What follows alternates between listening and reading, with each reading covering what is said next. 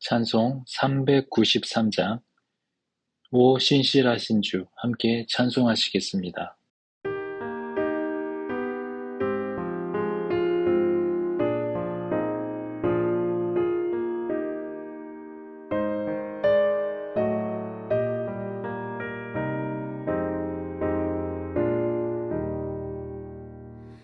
오 신실하신 주 내 아버지여 늘 함께 계시니 두려움 없네. 그 사랑 연전코 날 지키시며 어제나 오늘이 한결같네. 오 신실하신 주, 오 신실하신 주, 날마다 자비를 베푸시며 일용할 모든 것 내려주시니 오 신실하신 주 나의 구주. 봄철과 또 여름 가을과 겨울 해와 달 별들도 다 주의 것 만물이 주 영광 드러내도다. 신실한 주 사랑 나타내네. 오 신실하신 주, 오 신실하신 주, 날마다 자비를 베푸시며 일용할 모든 것 내려주시니 오 신실하신 주 나의 구주.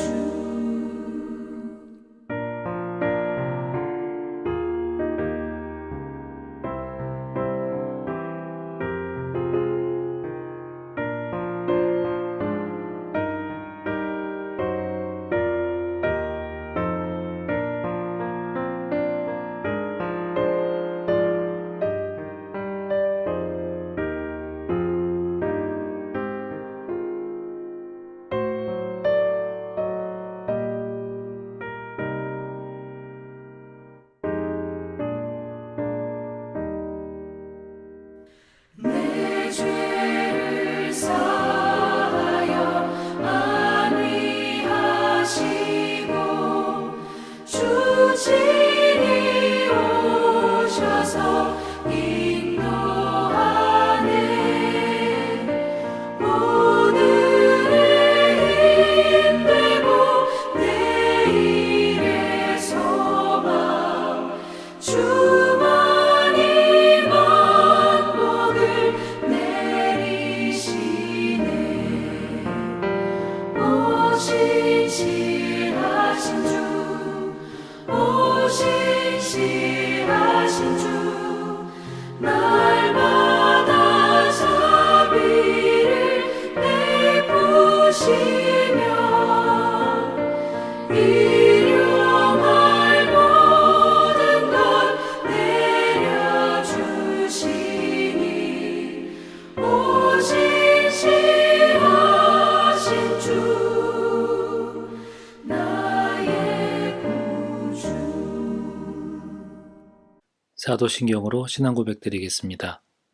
전능하사 천지를 만드신 하나님 아버지를 내가 믿사오며 그 외아들 우리 주 예수 그리스도를 믿사오니 이는 성령으로 잉태하사 동정녀 마리아에게 나시고 본디오 빌라도에게 고난을 받으사 십자가에 못 박혀 죽으시고 장사한 지 사흘 만에 죽은 자 가운데서 다시 살아나시며 하늘에 오르사 전능하신 하나님 우편에 앉아 계시다가 저리로서 산 자와 죽은 자를 심판하러 오시리라.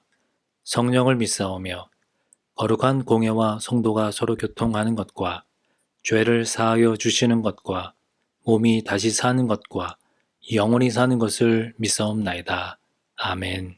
10월 12일 목요일 하나님의 말씀은 열왕기상 15장 9절로 24절입니다. 15장 9절로 24절 말씀을 함께 보도록 하겠습니다.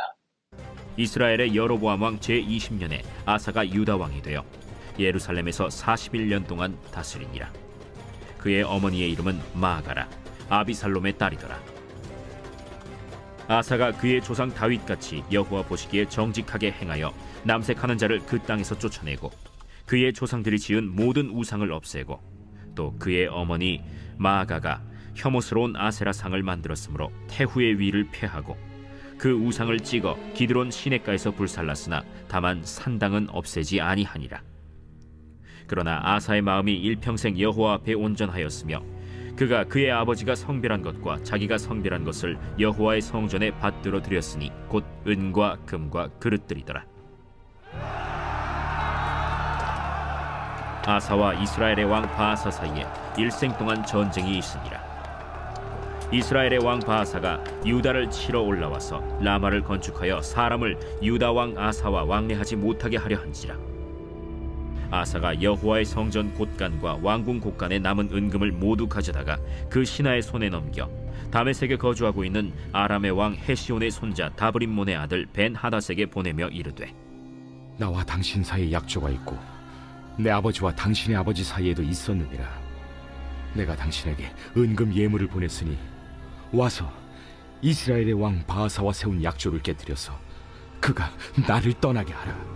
벤 하닷이 아사 왕의 말을 듣고 그의 군대 지휘관들을 보내 이스라엘 성읍들을 치되 이온과 단과 아벨 벳 마가와 긴네렛 온 땅과 납달리 온 땅을 쳤더니 바하사가 듣고 라마를 건축하는 일을 중단하고 디르사에 거주하니라.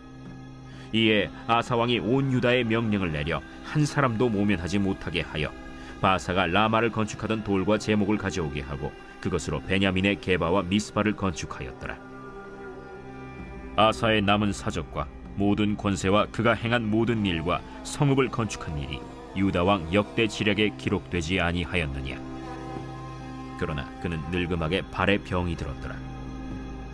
아사가 그의 조상들과 함께 자매 그의 조상들과 함께 그의 조상 다윗의 성읍에 장사되고 그의 아들 여호사밧이 대신하여 왕이 되니라.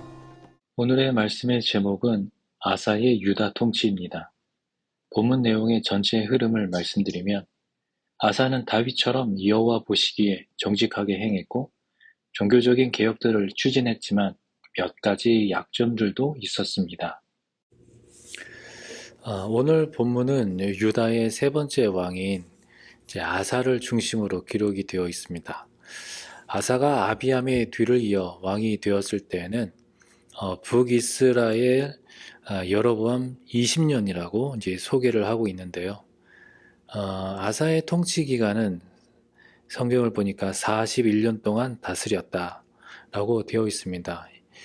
이 41년 동안 다스리니 참 오랜 기간 다스렸는데 그 유다의 왕 중에 역대 왕 중에서 므낫세가 55년을 다스렸고 또 우시야가 52년을 다스렸는데 이 아사는 그들에 이어서 세 번째로 통치 기간이 참 깁니다. 자, 이제 그의 어머니로 소개된 이 마아가는 실제로는 압살롬의 손녀이죠. 그런데 이제 이 마아가가 이제 그의 어머니라고 하였지만 실제로는 이제 할머니가 됩니다.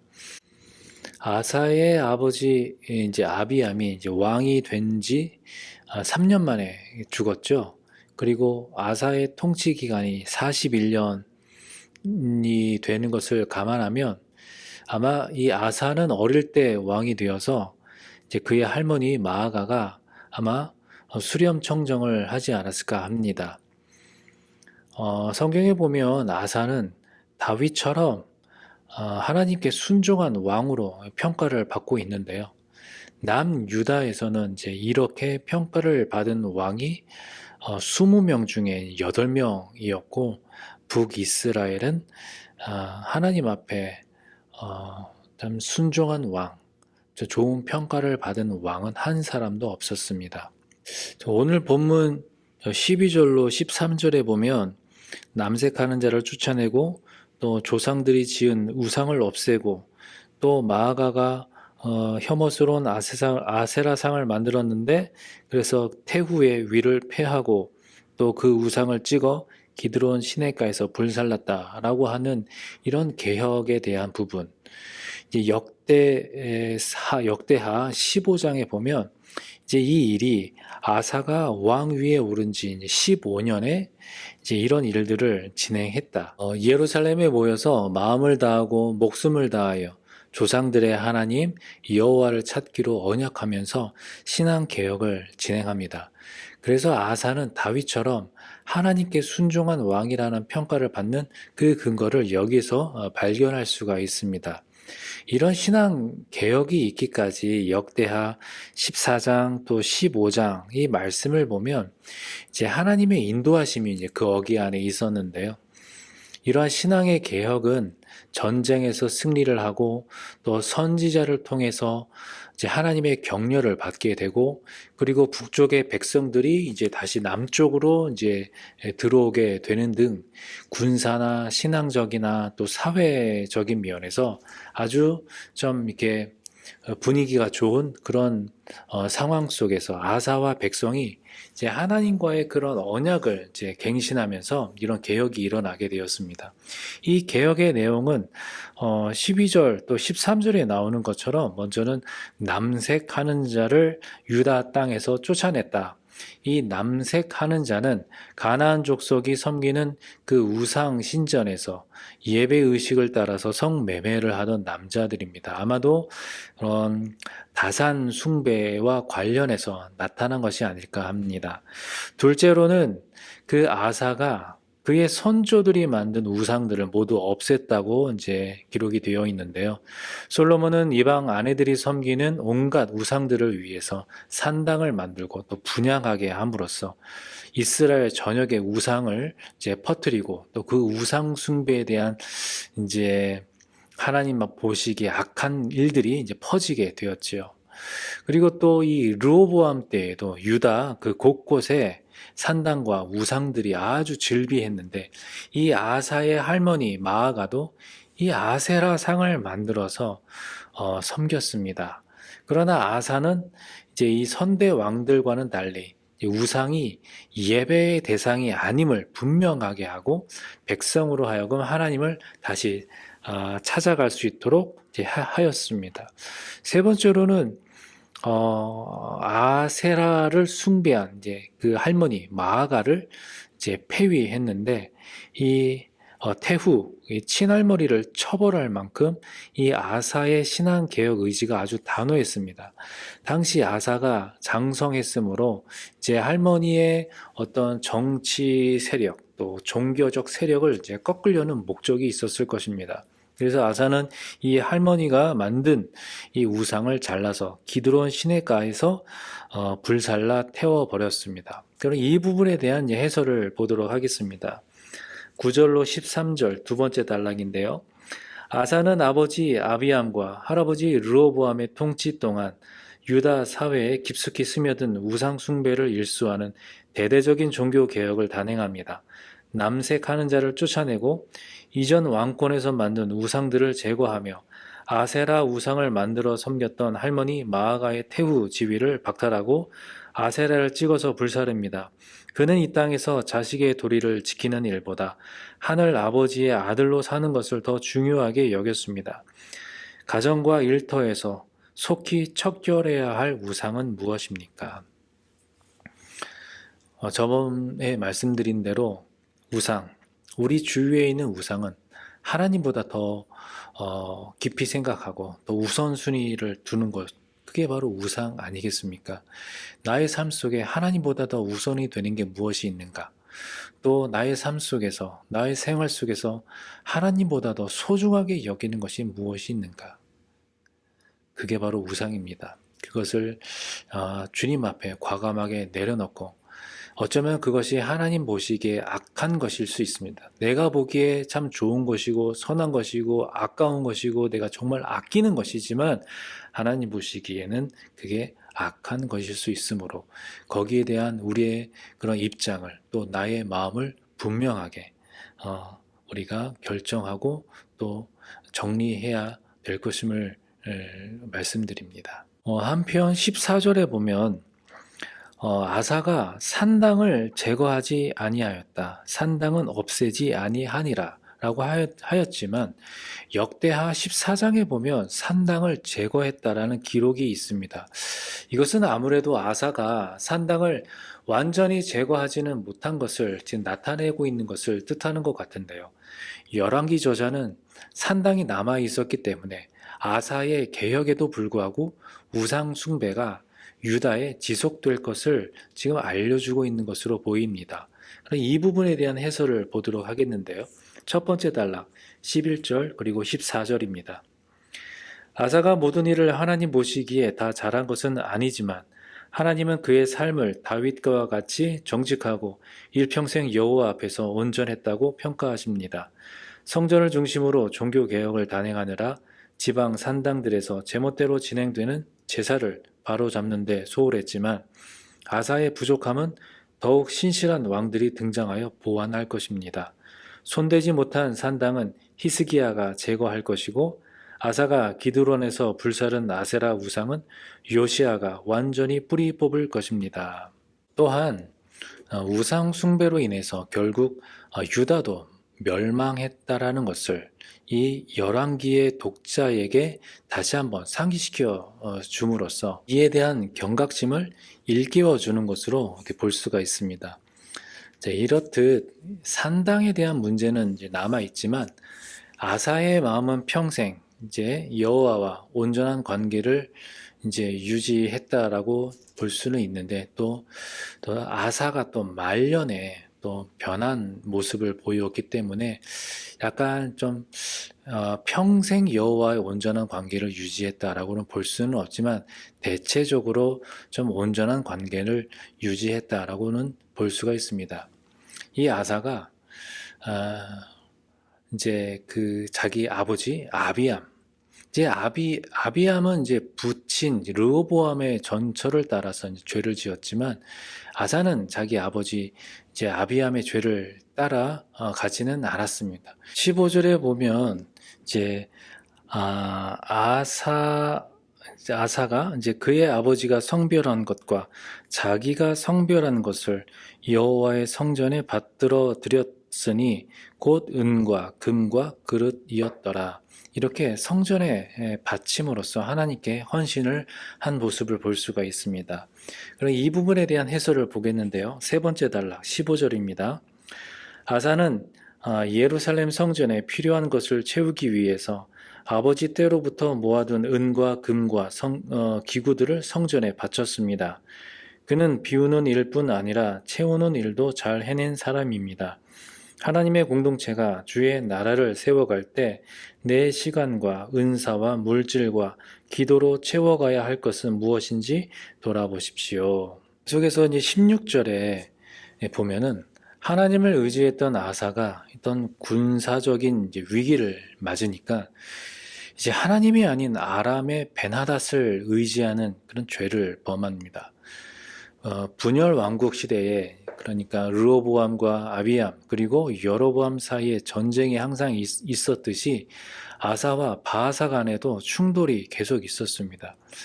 이렇게 솔로몬의 죄로 빚어진 이런 왕국의 분열이 어떤 지파 간이나 영토 간이나 또 신앙의 분열뿐만 아니라 이처럼 군사적으로도 항상 충돌하고 이렇게 같은 동족끼리 같이 싸우고 죽이고 하는 동족 상잔의 비극으로 이어집니다.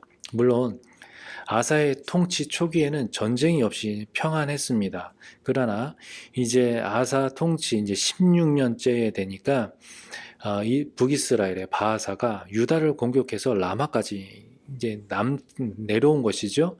그래서 이제는 그 라마 그곳을 요새화하고 또 국경을 만들어 가지고 이제 백성의 유출을 이제 차단을 한 다음에 그다음에 예루살렘을 공격하라는 그런 전략을 이제 가지고 있었던 것입니다.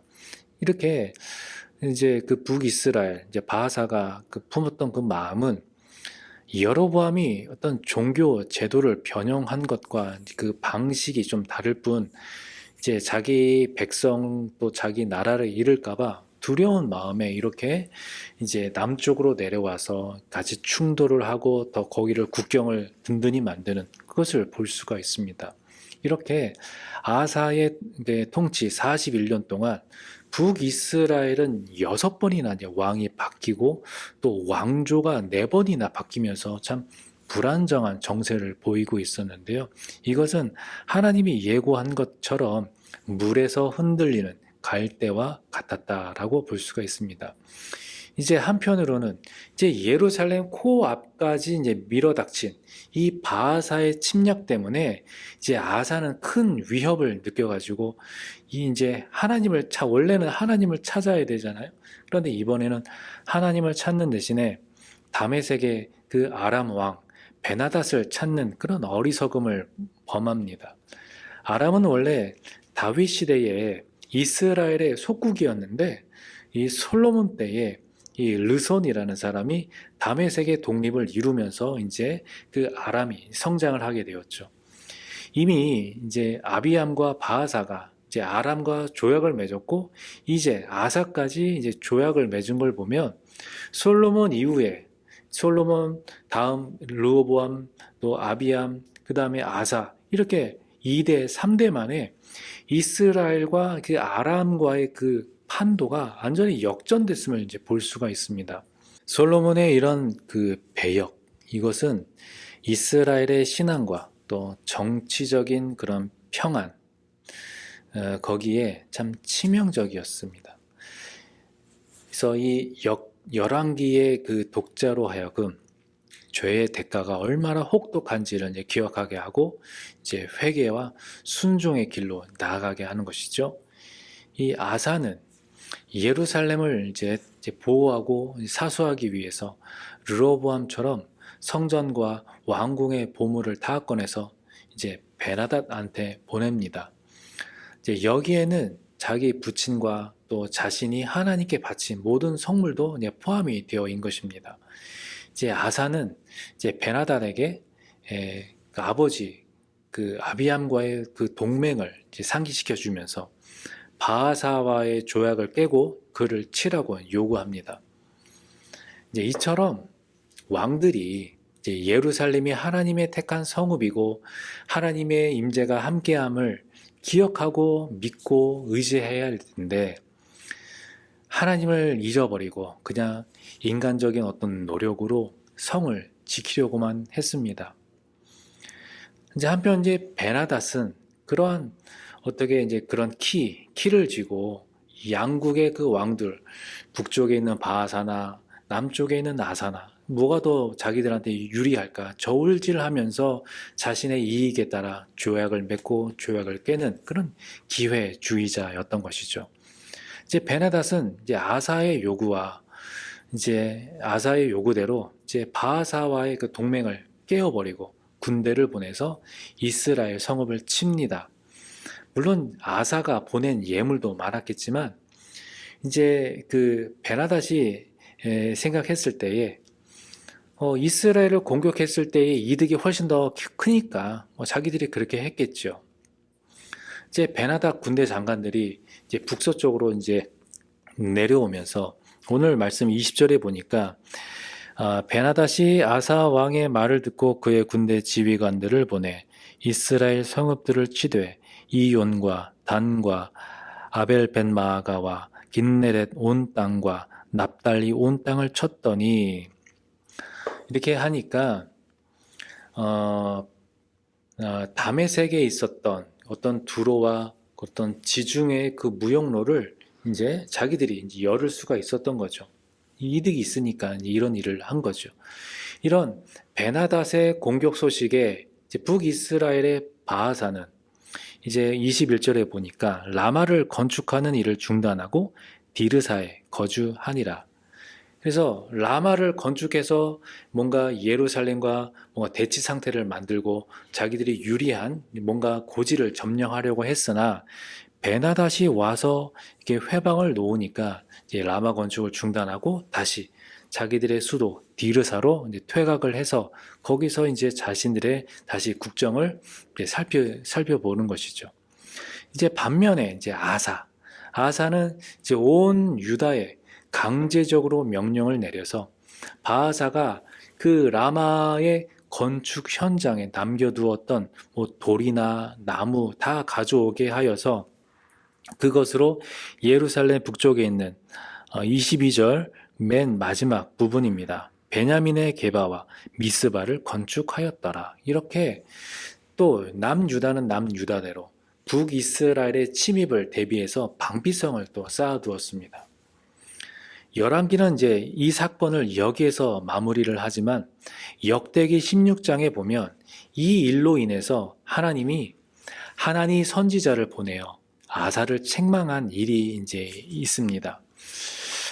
역대기 16장 7절에 보면 왕이 아람 왕을 의지하고 왕의 하나님 여호와를 의지하지 아니하였으므로 아람 왕의 군대가 왕의 손에서 벗어났나이다. 9절에 이 일은 왕이 망령되이 행하였은즉 이후부터는 왕에게 전쟁이 있으리이다. 이렇게 하나님은 아사가 하나님을 의지하지 않았음을 지적하면서 유다에 전쟁이 있을 것을 예고합니다. 그런데 이 아사는 하나님의 책망에도 회개하지 않습니다. 도리어 이 하나님 선지자를 옥에 가두고 또 백성 몇을 학대함으로써 분풀이를 이제 하며 자기의 죄를 더합니다. 이처럼 이 아사의 신앙도 이제 변질될 수 있음을 이제 보게 되는데요. 그래서 우리 또한 순종의 삶에서 하나님의 말씀을 가까이 하고 우리가 날마다 순종하며 살아갑니다라고 고백은 하지만 이 날마다 이 긴장의 끈을 늦추지 말아야 할 것은 이렇게 신앙의 사람들이 이제 말년에 갈수록 이제 하나님을 의지하기보다는 자신의 어떤 경험과 지혜와 그런 지식을 또 다른 이방 나라와 또 다른 주변에 있는 다른 사람들을 다른 도구들을 이걸 더 의지하는 그런 경향을 많이 보게 됩니다. 그래서 우리들도 그렇게 말씀에 늘 깨어 있기를 소망하고 다른 것을 의지할 것이 아니라 하나님을 더욱더 우리가 의지할 수 있는 깨어있는 그런 신앙인이 되기를 우리가 날마다 소망해야 할 것입니다. 아사는 이제 그 노년에 이제 병이 들었습니다. 발에 이제 병이 들고 이제 그 병 때문에 결국은 이제 죽게 되는데 그리고 그의 아들 여호사밧이 왕이 되었다고 이제 오늘 본문 24절에 이렇게 나오게 되는데요. 그런데 역대기 16장 12절에 보면 이러한 대목이 있습니다. 역대기 16장 12절에 보면 아사가 왕이 된 지 39년에 그의 발이 병들어 매우 위독했으나 병이 있을 때에 그가 여호와께 구하지 아니하고 의원들에게 구하였더라. 자, 그가 병들었음에도 불구하고 여전히 하나님을 찾지 않고 의원들을 찾았음을 이 성경은 지적하고 있습니다. 자, 이에 대한 해설을 보도록 합니다. 16절, 24절 마지막 단락 해설입니다. 북이스라엘 왕 바하사가 국경 근처 라마에 성을 쌓아 긴장을 고조시키자 아사는 바하사와 동맹 관계인 아람 왕 베나닷을 매수합니다. 아람이 북이스라엘을 배신하는 대가로 성전의 은금을 뇌물로 바칩니다. 아사는 성공했을지 모르지만 북이스라엘 백성이 공격당했고 남유다 백성은 강제 노동에 동원되는 결과를 가져왔습니다. 아사는 말년에 발이 병들어 죽을 때까지 3년 동안 아들 여호사밧에게 통치를 맡긴 채 누워 있어야 했는데, 이를 통해 성경은 하나님을 의지하지 않은 일에 대해 그를 간접적으로 비난하고 있는 듯 합니다. 아사가 비교적 하나님 보시기에 옳은 그런 신앙의 삶을 살았다고는 할 수는 있지만, 그의 말년의 삶은 아쉽게도 순종에서 불순종으로 끝나고 맙니다. 우리는 과연 어떠할까요? 처음 믿었을 때 그런 열심을 추억으로만 간직하고만 있지는 아니한지요. 추억이 아닌 현재 진행형이 되어서 오늘도 하나님의 말씀에 온전히 순종하며 세상 흔들리고 사람들은 변하여도 나는 주만 섬기리라는 이 찬양의 가사처럼 세월이 가도 변함이 없는 그러한 순수한 열정과 또 믿음으로, 또 하지만 겸손히 오늘을 살아가는 복된 우리의 삶이 되기를 주님의 이름으로 축원드립니다. 함께 기도하겠습니다. 하나님 아버지, 감사합니다. 오늘도 주님의 은혜로 이 하루를 시작하게 하여 주셔서 감사합니다. 오늘 주신 말씀에 교훈 삼아서 아사가 그래도 하나님 보시기에 선한 모습을 가진 왕이었고, 또 하나님의 신앙을 다시 개혁하고자 열심을 품었던 왕이었지만 결국 그마저 말년에 다시 하나님 앞에 불순종의 모습을 보였던 것을 봅니다. 아버지 하나님, 우리의 삶을 또 우리의 신앙을 붙잡아 주셔서 변함이 없는 또 한결같은 하나님의 사랑처럼 우리도 끝까지 주님을 향한 믿음을 온전히 지킬 수 있는 그런 복된 우리의 삶이 될 수 있도록 하나님 축복하여 주시고 인도하여 주옵소서. 예수님의 이름으로 기도하옵나이다. 아멘. 주기도문으로 예배를 마치겠습니다. 하늘에 계신 우리 아버지여, 이름이 거룩히 여김을 받으시오며 나라의 임하옵시며 뜻이 하늘에서 이룬 것 같이 땅에서도 이루어지이다. 오늘날 우리에게 일용할 양식을 주옵시고, 우리가 우리에게 죄 지은 자를 사하여 준 것 같이 우리 죄를 사하여 주옵시고, 우리를 시험에 들게 하지 마옵시고 다만 악에서 구하옵소서. 내게 나라와 권세와 영광이 아버지께 영원히 있사옵나이다. 아멘.